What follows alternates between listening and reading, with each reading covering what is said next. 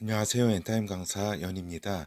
오랜만에 성경의 책장을 넘기며 시간을 갖도록 하겠습니다. 오늘 욥기를 살펴보면서 열방의 대표적 의인이었던 이제 욥에 대해서 살펴보도록 하겠습니다. 욥은 여러분이 잘 알고 있듯이 이제 고난을 당하는 의인의 대표격 인물이다라고 하는 겁니다. 그러한 인물 욥에 대해서 오늘 간략하게 살펴보도록 하겠습니다.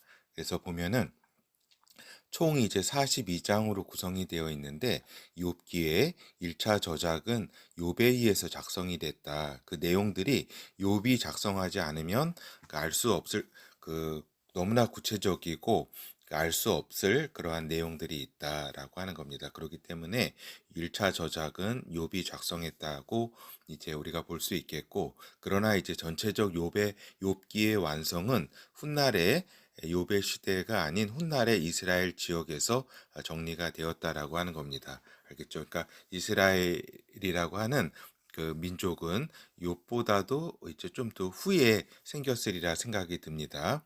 근데 이제 욥은 어떤 신화적 인물이나 허구적 인물이 아닌 역사적인 인물로 하나님으로부터 확증을 받은 그러한 인물이다라고 하는 것이죠. 보면은 이제 에스겔서 14장 14절, 그러니까 에스겔이 BC 6세기 경의 인물입니다. 이제 비록 노아, 다니엘, 욥 이 세 사람이 거기 있을지라도 그들은 자기의 의로 자기의 생명만 건지리라. 나주 여호와의 말이니라. 그렇죠. 그러니까 BC 6세기 경에 주님께서 에스겔을 통해서 이렇게 하신 말씀입니다. 이 가운데 이제 욥이라고 하는 인물이 나오게 된다라고 하는, 그러니까 주님께서 역사적 인물로 이렇게 확증해 주신 거죠. 그래서 우리가 본어로 살펴보면 이제 셈계 자손들의 신앙은 어느 정도 이어졌다. 노아의 홍수 이후에 셈계 자손들의 신앙은 어느 정도 이제 이어졌다. 그러니까 셈의 다섯째 아들 아람의 후손이었던 것으로 생각이 되는 욥이다라고 하는 겁니다. 그러니까 주로 동방의 우스 지역에 살았다. 그리고 이제 우스는 이 동방은 어디를 뜻하냐면 이제 이스라엘 지역의 시각에서 이제 시리아하고 메소포타미아 지역, 그러니까 갈대아 지역을 이제 동방이라고 했다라고 하는 겁니다. 그래서 이러한 동방이라는 표현이 그 욥기에 있는 것으로 보아서 이제 이렇게 그 이스라엘 지역에서 이렇게 정리가 된 것을 알 수가 있죠. 그래서 보면은 이렇게 셈의 다섯째 아들이 아람이었다라고 하는 겁니다. 그리고 그 아람의 그 첫째 아들이 이제 우스인데, 이제 우스는 아람의 맏아들의 이름이자 그 후손이 살던 지명이었다. 그렇죠.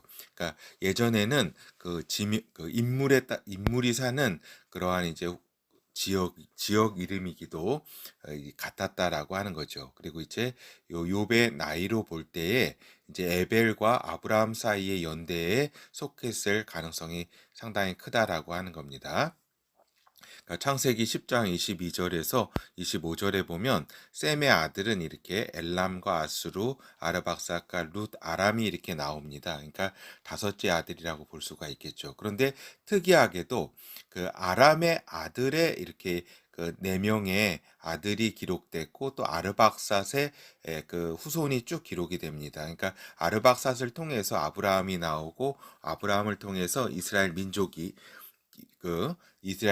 이렇게 쭉 나오게 되잖아요. 메시아. 그러니까 메시아 줄기, 이 줄기에 대한 부분이 이렇게 쭉 있는 것은 이해가 되는데, 아람의 그 아들들이 나온다는 것은 이제 상당히 특이한 일이다. 그리고 아람의 큰 아들 우스, 그러니까 우스 지역에, 그러니까 지금의 다마스커스 이쪽 지역, 시리아 지역에 아람족이 살았었거든요. 그렇죠. 아람족이 살았듯이 그 지역에 우스가 있었다라고 우리가 볼 수가 있겠습니다.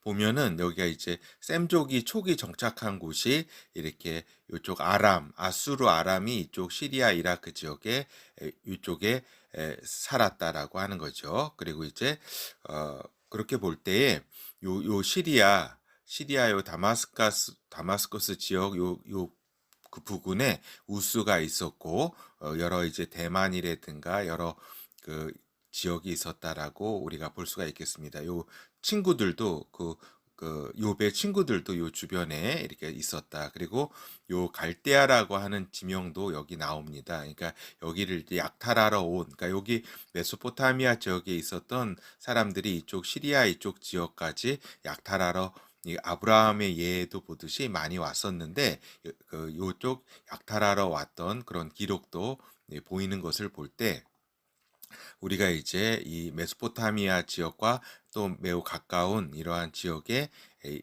살았던 것을 알 수가 있겠죠, 욥이. 그래서 그리고 또 그의 나이로 볼 때에 그 욥의 나이로 볼 때 에벨과 아브라함 사이의 연대에 속했을 가능성이 크다라고 하는 겁니다. 그러니까 노아의 홍수 이후에 그 수명이 인간 수명이 이제 뭐 400세, 뭐 300세, 200세 쭉 이렇게 급격하게 기후적인 어떤 영향으로 이렇게 줄어들게 되는데 이 욥의 나이로 이렇게 볼 때에 그러하다라고 하는 거죠. 그러니까 욥기 42장 16절, 17절 맨 끝부분입니다.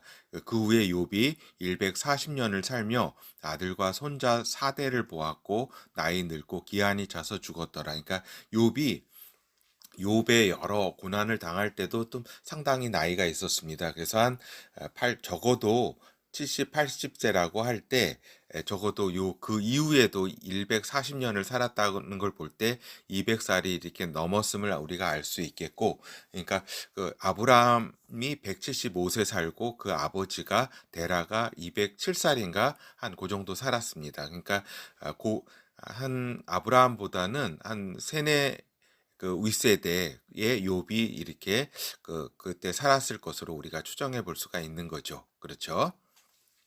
그리고 이제 욥의 친구들도 아람의 후손일 가능성이 크다라고 하는 겁니다. 그러니까 비록 하나님께 책망을 받았지만 욥의 친구 3명도 하나님을 섬기는 신앙의 소유자였다. 그러니까 현대 철학자들을 뺨치는 수준의 논리와 하나님에 대한 지식이 풍부했다라고 하는 겁니다. 이제 다만 욥의 고난의 본질을 이해하지 못하고 이제 나중에 욥을 정죄하게 되죠. 그래서 하나님께서 이제 이런 친구들도 좀 화가 나가지고 또 책망도 하시고 그랬죠. 그렇지만은 이렇게 하나님께서도 요 욥의 친구들도 이렇게 대하는 바가 좀 저기죠. 아주 선대했다라고 하는 거죠. 그러니까 욥기 42장 7절에서 9절을 보면은 이건 거의 맨 마지막입니다. 이제 욥에게 뭐 나중에 맨 마지막 부분에 욥에게 말씀해 주시면서 또 이 친구들에 대한 부분도 나와 있습니다.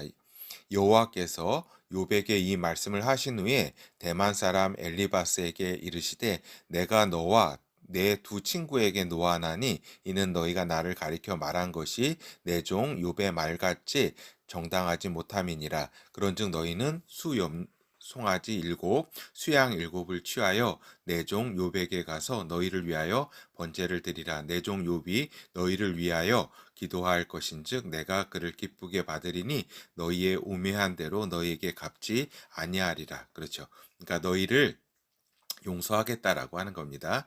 이는 너희가 나를 가리켜 말한 것이 내 종 욥의 말같이 정당하지 못함이니라. 이에 대만 사람 엘리바스와 수아 사람 빌닷과 그 나아마 사람 소발이 가서 여호와께서 자기들에게 명하신 대로 행하니라. 그렇죠. 여기서 이제 굉장히 욥기를 보면은 이 욥의 친구 3명도 상당한 신앙을 가진 그리고 하나님에 대한 또 이렇게 지식이 있는 것을 우리가 볼 수가 있습니다. 그렇죠. 그래서 또 욥은 어떠한 인물이었는가? 그러니까 처자를 볼 때도 음욕을 품지 않았다고 고백하고 있습니다. 그렇죠. 우리가 이건 대단한 거죠. 이렇게 보면은. 그리고 자녀들이 잔치 중에 죄를 범하였을까? 또 이게 동물 희생제도 또 이렇게 드렸다라고 하는 겁니다. 그러니까 그 이렇게 번제를 드리고 이렇게 그러니까 멜기세덱도 그렇고 아브라함 시대 때에 그 셀람 지역의 왕 멜기세덱도 번제를 드리는 제사장이었고 또 이렇게 이 시대에 그 셈의 자손들이 하나님께 번제를 드리는 이러한 어떤 의식도 있었다라고 하는 걸 우리가 알 수가 있겠습니다. 그러니까 욥은 하나님에 대한 지식이나 또 특별히 자연에 대한 지식이 아주 탁월했다라고 하는 겁니다. 그래서 자연과학에 대한 여러 이제 창조에 관한 여러 그 지식들을 욥기를 통해서 이렇게 많이 우리가 알 수가 있는 거죠. 그래서 또 창조 과학회라든가 이런 부분에서 때는 욥기를 매우 중요하게 여긴다는 사실도 여러분이 더 잘 알고 있을 겁니다. 그리고 또한 그 하늘 보좌에 하나님과 그 앞에 사단의 대화를 알 수 있을 정도로 그 영성이 탁월했다. 욥이 그 보통 인물이 아니었다라고 하는 것입니다. 그래서 이제 욥기 1장 2절에서 3절 보면 우스 땅에 욥이라 이름하는 사람이 있는데 그 사람은 순전하고 정직하여 하나님을 경외하며 악에서 떠난 자더라. 그렇죠. 욥기 1장 1절에 이렇게 하나님을 경외했다. 그리고 악에서 떠난 자였다라고 하는 거죠. 그러니까 그 노아 그 뒤를 이어서 이제 욥이라는 사람은 이제 구약시 인물 가운데 최고의 인물이었던 것으로 이렇게 생각이 듭니다. 그러니까 개인적인 어떤 하나님을 경외함이나 이런 부분에 있어서 그렇죠. 진짜 부족함이 없는 그러한 인물이었죠. 그 소생은 남자가 7이요, 여자가 3이었다. 그러니까 그리고 또 그 소유물은 양이 7천이요, 약대가 3천이요, 소가 500결이요, 암나기가 500이요, 종도 많이 있었으니 이 사람은 동방 사람 중에 가장 큰 자라. 이렇게 굉장한 부자였음을 하나님으로부터 많은 축복을 또 받은 사람이었음을 우리가 알 수가 있습니다. 그래서 우리가 욥을 통해서 우리게 열방 가운데 그 노아 홍수 이후에 셈족계 중심으로 하나님을 경외하는 신앙을 이어갔음을 우리가 알 수가 있다라고 하는 것이죠. 그러니까 욥과 아람의 후손으로 생각이 되는데 욥과 또 욥의 친구들, 그죠? 이 열방에 이러한 엄청난 그 신앙의 인물들이 있었다. 그리고 아브라함 시절의 멜기세덱도 이렇게 열방의 사람이었잖아요. 그러니까 다 셈계의 어떠한 그러한 신앙인들이었다라고 볼 수가 있겠습니다. 그래서 열방에서 하나님을 경외한 자들이 있었다. 주로 노아의 첫째 아들 셈 계열의 후손들이 하나님에 대한 신앙을 가졌다. 그러니까 이는 이스라엘 민족들도 열방에 대해 무시 못하는 그러한 수준이었음을 우리가 알 수가 있겠습니다. 근데 이제 또한 보면은 요 욥이 약탈당하는 그러한 그 이야기가 나옵니다. 요 갈대아 사람들이 약탈하러 왔다라고 하는 거죠. 그러니까 이게 아브라함 시절에도 그랬는데 이렇게 갈대아의 주로 이뤘던 사람들은 함의 자손들이 이렇게 갈대아에 그때 이제 주로 이제 그 느부갓네살 아니 느부갓네살이 아니라 그 바벨론 느무롯 바벨론 그러한 이제 그쭉그 후손의 사람들이라고 볼 수가 있겠죠. 하여튼 욥기 1장 17절에 보면 그가 아직 말할 때에 또 한 사람이 와서 고하되, 그러니까 종이 와가지고 욥한테 고하는 겁니다. 갈대아 사람이 새 떼를 지어, 그러니까 새 떼가 왔다고 하는 겁니다. 새 그룹에 떼를 지어서 갑자기 약대에게 달려들어 낙타를 이제 빼앗았다라고 하는 거죠. 그것을 빼앗으며 칼로 종을 죽였나이다. 나만 홀로 피한 고로 주인께 고하러 왔나이다. 그러니까 그 시절의 어떤 사회상을 알 수가 있겠습니다. 그러니까 셈족 계열의 어떤 이런 하나님을 신앙을 가진 사람들과 또 함족 계열의 약탈과 이렇게 세상에 악한 이런 문화를 가지고 있었던 걸 볼 수가 있겠죠. 근데 왜 욥은 이제 우리가 볼 때에 메시아를 탄생시키는 줄기 그 리니지에 속하지 못했나? 그러니까 욥 같은 인물이 어디 있어요? 그러니까 굉장한 인물이라고 할 수가 있겠죠. 그러니까 또 셈의 후손이기도 하고, 그런데 왜 메시아를 탄생시키는 그러한 줄기에 속하지 못했나 우리가 한번 생각해 보는 겁니다. 이것이 오늘의 좀 주제라고 볼 수가 있는 거죠. 그러니까 의인 욥에 대해서는 뭐 다 아는 사실이고, 그렇죠. 그러니까 욥은 인간적으로 보면 최고의 의인이었지만 개인적 차원의 의인이었다라고 하는 겁니다. 그러니까 메시아에 대한 하나님의 약속과 믿음을 가지고 있지는 않았다라고 하는 것입니다. 물론 번제를 드리고 이렇게 죄를 속죄하고 하는 것도 그건 알고 있었죠. 노아 쭉 이렇게 이어지면서. 그렇지만은 이제 그 아르박삿 셈의 셋째 아들 아르박삿의 그 줄기를 통해서 메시아에 대한 약속과 그러한 믿음을 이어왔다라고 하는 거죠. 그러니까 요 아람 계통을 통해서는 이렇게 메시아에 대한 약속과 믿음을 가지고 있지는 않음을 우리가 볼 수가 있는데, 왜 그러냐면 욥기를 보면은 그 내용이 하나님에 대한, 창조주 하나님에 대한 엄청난 이야기, 자연 과학에 대한 그런 이야기를 많이 담고 있지만, 또 하나님의 속성이라든가, 그렇지만은 메시아에 대한 하나님의 약속과 믿음에 대한 부분이 찾아볼 수가 없다라고 하는 거죠.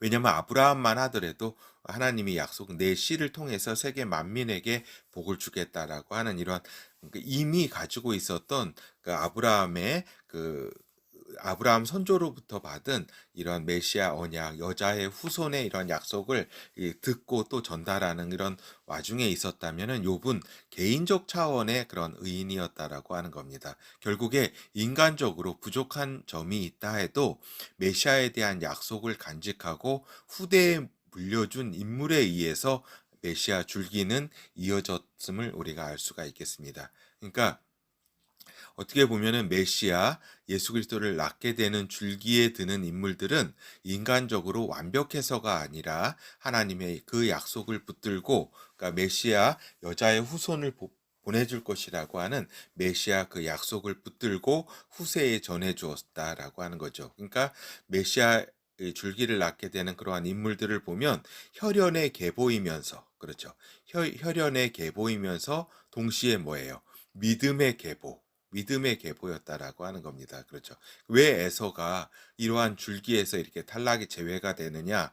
믿음이 없었다라고 하는 겁니다. 혈연적 계보이었지만 믿음의 계보에서 이제 떨어져 나가서 이렇게 다른 이렇게 줄기, 메시아 예수 그리스도를 낳게 되는 줄기에서는 좀 탈락했다, 제외되었다라고 볼 수가 있겠습니다. 그러니까 메시아 탄생은 혈연적 계보와 믿음의 계보를 통해서 이렇게 메시아 탄생을 맞이했다라고 하는 겁니다. 그래서 어떻게 보면은 개인적인 어떤 의인 차원과 어떤 그 거의 온전한 의인이라, 그러니까 물론 상대적이지만 최고의 의인이었던, 인간적으로 보면 욥이 메시아 그 후손을 통해서 메시아가 탄생하지는 않았다라고 볼 수가 있겠습니다.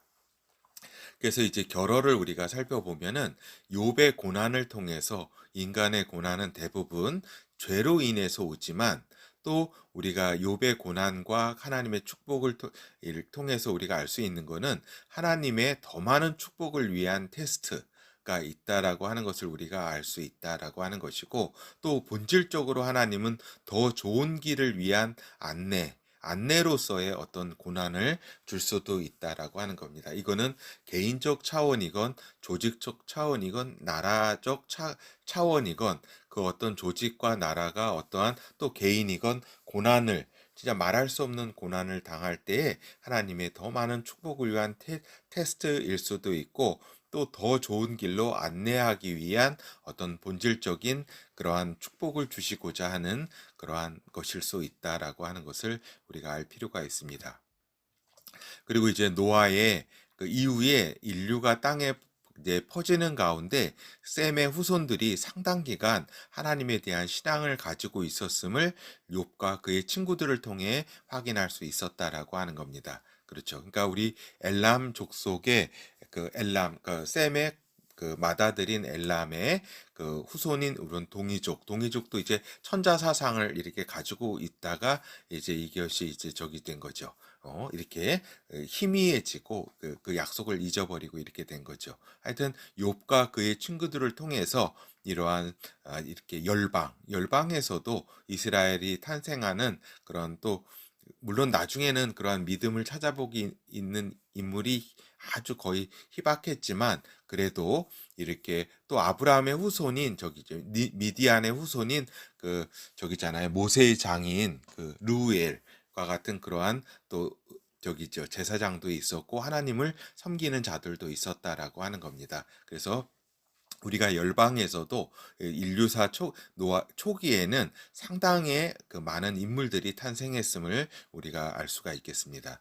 그러니까 그리고 또 우리가 위에서 방금 살펴본 것처럼 욥이 이렇게 뛰어난 인물임에도 이제 메시아 줄기의 축복에서 벗어난 이유는 무엇인가 이렇게 생각해 볼 때에 그리고 또 아브라함이라는 인물이 하나님께 선택된 것은 무엇 때문인가 우리가 생각해 볼 때, 그렇죠. 하나님의 약속의 핵심을 믿고 후대에게 그 신앙을 전수해 주었을 때 우리가 그 줄기 가운데 이렇게 있었음을 우리가 알 수가 있겠습니다. 그러니까 아브라함이라는 인물이 참 하나님을 잘 섬겼지만 인간적으로 또 많이 부족했잖아요. 그죠? 욥과 비교할 때 어때요? 예, 그리고 또 요셉과 비교할 때 요셉도 또 상당한 인물이지만 욥에 또 비하면은 또 요셉도 또 한 수 접고 들어갈 수밖에 없겠습니다. 왜냐면 근데 아브라함이 자기 아내를 또 동생이라고 하면서 또 이제 저기죠 아주 좀 완전히 이렇게 또 정직한 모습은 보이지 못했다라고 하는 거죠. 또 여러 허물이 또 있었죠. 그렇지만은 아브라함이 어떤 메시아의 줄기에 어떤 축복을 받았다. 그거는 그 아담부터 노아로 이어지는 그 여자의 후손 메시아의 약속의 그런 줄기가 쭉 이어지는 가운데 그 약속을 붙들고 있었다라고 받았고 붙들고 있었다. 그래서 아르박삿, 에벨 또 이렇게 쭉 이어지는 가운데 아브라함이 메시아 줄기에 그러한 큰 복의 근원이 되었다라고 하는 것도 우리가 이제 알 수가 있겠습니다. 하여튼 욥은 아브라함의 시대보다는 그 나이로 이렇게 보고 여러 상황들을 볼 때에 한 아브라함보다는 한 세네 대 윗사람이라고 우리가 추측해 볼 수가 있겠습니다. 하여튼 동방 그 시리아 지역에 이렇게 살았던 욥을 통해서 이러한 이스라엘 민족 바깥에서도 상당한 인물들이 있었다라는 것을 볼 수가 있겠습니다. 예, 끝으로 그 욥기의 문헌학적 가치에 대해서 같이 살펴보도록 하겠습니다. 그러니까 욥기가 그 어떠한 이제 굉장히 중요한 책이냐, 그거는 이제 창세기의 신뢰성을 높여주는 그러한 이제 어떻게 보면 유일한 책이다라고 볼 수가 있겠습니다.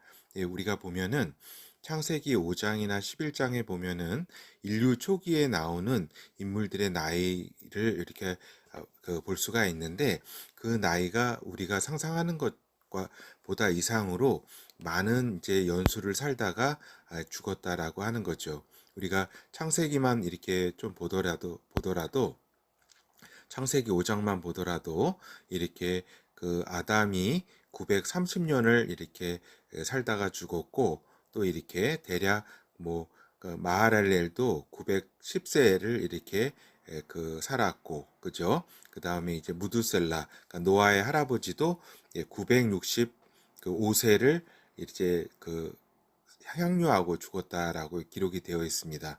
그래서 이렇게 이러한 기록을 볼 때 이게 과연 맞는 것인가 이렇게 의문을 들 수도 있고 저 개인적으로도 20살 이전에는 그 유신 창조론, 그러니까 하나님께서 그 유신 창조 진화론이라고 하죠. 그러니까 이렇게 창조의 과정은 진화의 과정을 이렇게 하지 않았을까 이렇게 하나님을 인정했지만 요 창세기 초기 기록에 대해서는 믿기가 좀 어려웠다라고 하는 거죠. 그건 제가 보면은 이제 그 중학교 때라든가 그때 칼 세이건의 그 코스모스를 이렇게 읽고 이러면서 이렇게 그 창세기에 대해서 의문을 품었다라고 하는 거죠. 근데 그런데 이제 우리가 보면은 이 욥기를 통해서 그죠? 그리고 이제 이러한 사실 그러니까 창세기 외에 이 욥기라는 서적에서 상당히 많은 그 연수를 살다가 죽은 기록이 이 욥기가 있는 것으로 볼 때에 우리가 창세기의 기록을 우리가 믿을 수 있다라고 하는 거죠. 그래서 보면은 이렇게 홍수 이전에는 거의 900이나 1000살에 가까울 정도로 이렇게 살았지만 또 어때요? 그 노아의 홍수 이후에 지구 환경이 이제 급격하게 이렇게 그 저기 변화가 있으면서 인간 수명도 급격하게 줄어들었다라고 하는 겁니다. 그래서 이렇게 아르박삿을 이제 그 저기죠. 샘은 100세에 이제 홍수가 끝나고 이제 2년에 아르박삿을 낳아서 이제 500년을 지나며 그죠? 그러니까 한 600년을 그 정도의 나이를 산 거죠. 샘은. 그리고 이제 아르박삿은 어때요? 35세에 셀라를 아르박삿은 낳고 또 430년을 살았다. 그러니까 이제 총 465세를 사는 거죠. 그죠? 그래서 우리가 이런 걸 볼 때에 또 셀라는 30세에 에벨을 낳고 에벨을 낳은 후에 430년을 지내며 자녀를 낳았다. 그러니까 대략 400 이때 노아의 홍수가 이렇게 끝나고 그 초기에는 400년대 중반까지 이렇게 그 수명이 떨어졌다. 그런데 우리가 이제 30살 초반에 이렇게 첫 아들들을 이렇게 낳고 이렇게 낳는 것을 볼 때 한 세대가 한 30년 정도로 잡으면 되겠습니다. 요 뒤에 보면은 그러면은 쭉 가다가 데라는 70세에 아브라함과 나홀과 하란을 낳았다고 기록이 되어 있고 또 데라는 200 앞에는 이제 제가 207세로 잘못 얘기했는데 205세를 향유하고 하란에서 죽었다고 기록이 되어 있습니다. 그러니까 아브라함은 175세까지 살았는데 그 아브라함의 아버지는 205세를 이렇게 죽게 되었다. 근데 이제 이렇듯 이제 쭉쭉 그 환경이 이렇게 상당히 나빠지면서 여러 가지 그 400세 노아 홍수 이후에 400 중반대 450세 60세 정도 살다가 이제 아브라함 시절에 175세까지 떨어지잖아요. 그죠? 이러한 상황 가운데 욥 욥은 이제 그 요 사건 이후에 욥의 고난의 사건 이후에도 140년을 살다가 손자 4대를 보았다고 이렇게 기록하고 있지 않습니까? 그렇죠? 그러면은 140년을 이제 4대가 맞죠. 왜냐면은 한 세대를 한 30년으로 이렇게 볼 때 대략 4대 손자 4대까지를 볼 수 있는 나이가 140년이라고 할 수가 있겠죠. 근데 욥이 이러한 이제 고난을 당할 때 나이가 그래도 적어도 70세 이상이었다라고 이렇게 보여집니다. 70에서 한 90세 정도를 우리가 생각해 볼 때에 여기에 이제 140년을 더하면 210세에서 230살 정도로 추정이 된다. 그렇다고 하면은 우리가 창세기를 통해서 볼 때에 저기죠. 대략 그 아브라함의 4대 위, 그죠? 그러니까 여기 이때의 수울이라든가 이렇게 200년, 그 다음에 230년 정도 살았던 수룩이라든가 이런 나홀, 이러한 이제 세대하고 이렇게 같다라고 볼 수가 있겠죠. 그 윗세대. 그러니까 이러한 이제 요 노아 홍수의 아르박삿과 아브라함 그 중간 정도 그러한 이제 그 세대라고 할 수가 있겠죠. 욥에. 그래서 욥은 또 이러한 사건이 있을 때 이렇게 나이가 이렇게 내가 아마 알리라 내가 그때에 나섰나니 너의 연수가 많음이니라. 그러니까 문맥상 의미는 뭐냐면 너가 이러한 것들을 이해할 정도로 네가 지금 연수가 그래도 나이는 됐다. 이러한 하나님의 말씀을 이렇게 말씀이 있는 것으로 보아서 적어도 70세 이상은 됐을 것으로. 그리고 이때 이러한 고난을 당할 때 아들이 장성한 10명의 자녀를 이렇게 둔 때였다라고 볼 수가 있겠죠. 사회적 지위라든가 이런 걸 다 이렇게 탄탄하고 동방에서 가장 큰 부자였고 그죠. 이러한 상황 가운데 이러한 저기를 당해서 그 후에 또 140년을 살았으니까 그렇죠. 제가 무슨 얘기를 하려냐면은 결국 이러한 창세기에 이러한 인류사 초기에 나이를 많이 이렇게 우리 인물들이 나이가 많이 살다가 죽은 것이 다른 문헌이 아니라 욥기라는 문헌을 통해 창세기 하나만 있으면은 뭐 이렇게 이게 잘못 기록된 것이 아닌가 생각할 수도 있는데 욥기라는 문헌이 또 이렇게 많이 산 기록이 있다. 그리고 이 욥에 대해서 하나님이 이렇게 에스겔서라든가 역사적 인물로 분명히 말씀을 하셨다. 이런 것으로 볼 때에 이런 창세기 기록의 어떤 신뢰성을 높여준다. 물론 이 욥기가 아니더라도 창세기는 하나님의 말씀이기 때문에 그대로 이렇게 우리가 다 믿어야 되겠죠. 그죠? 그리고 진화를 통해서 진화를 통해서 이렇게 하나님이 신이 이렇게 진화를 통해서 이렇게 지금의 세상이 생긴 것으로 생각하는 것은 참 어리석은 생각이다라고 하는 겁니다. 알겠죠? 그래서 이제 이러한 면에서 볼 때 욥기가 매우 또 중요한 서적이라는 점도 같이 말씀을 드립니다. 예, 감사합니다.